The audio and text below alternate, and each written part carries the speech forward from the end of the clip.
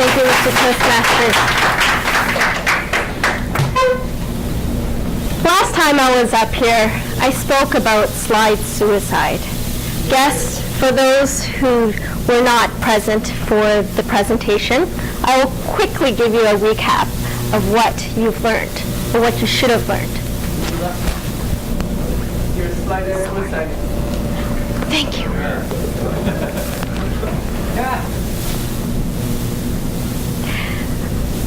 I gave you guys 3 really quick, simple rules. Stop, drop, and stroll. Stop what you're doing, drop your technology, walk away, and think about your presentation away from the computer, either by using a whiteboard or pen and paper, sticky notes. However, I've been seeing the epidemic rate of slide suicide remain the same. Unfortunately, 95% of the presentation still suck. 5% don't suck. I'm going to take it upon myself. I'm sorry? Is that only you, or? I will not name names. Statistics.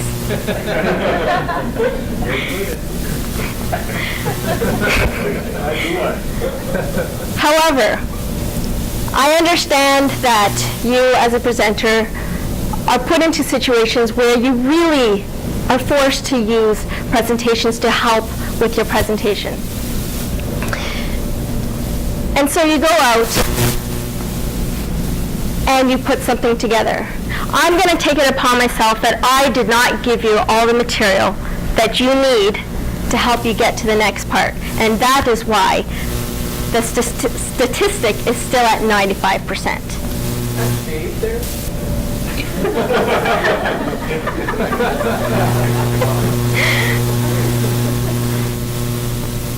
The tips are very simple. I'm going to ask you to think big, really big here. What do I mean by that? I want you to start with a beginner's mind, a child's mind. Remember when you were young and you were very enthusiastic, your ideas were fresh, and you were open for a lot of ideas and solution. You were not afraid of anything. You did not have the expert mind of the, oh, well, you know, I don't think I can do that. But that's not been done before. You should have the mindset of, why not? Why can't I do this? You must learn to not self-censor yourself, self-censorship. And as Rita mentioned earlier in her presentation, she never gave up. So Ken Robinson, in one of his TED Talks of how schools kill creativity, he says, if you're not prepared to be wrong, you will never come up with anything original. And I take that wholeheartedly in telling your story up here. The second part is think imagery. When you put together your presentation, put together your story, use a lot of images. Who remembers the Kodak carousel? Yeah. Mad Men. Start with that technology. Imagine that you can't use words and you need images to tell your story. Each slide represents an idea. Forget about slides. Think idea, think images. Let me run you through a very quick example. Imagine you have a business presentation and need to talk about yada yada yada partnership. What image are you going to use? I've seen this in somebody's presentation before. The typical handshake, because that's your usual, partnership handshake. If you give yourself even 5-10 minutes to just brainstorm a little bit, you might come up with something a little bit better. Perhaps peanut butter and jam. Those two go very well together and it's just delicious. Perhaps 2 peas in a pod? How about bees and the flowers? I was going to say birds and the bees story. That's another story.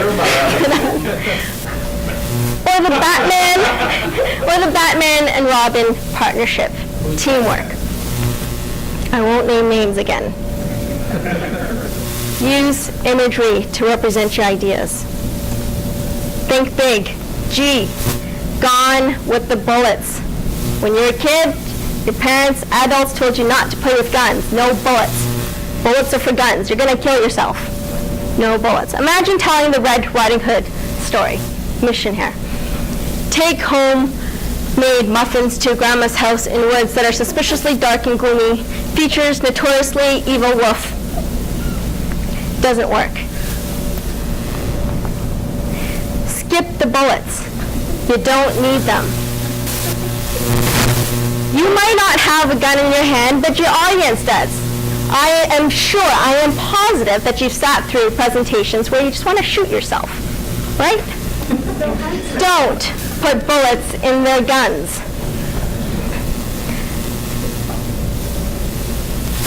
This is where I want to see you on the high wire. Think big. Beginner's mind, imagery, gone with the bullets. Thank you and good luck. Thanks.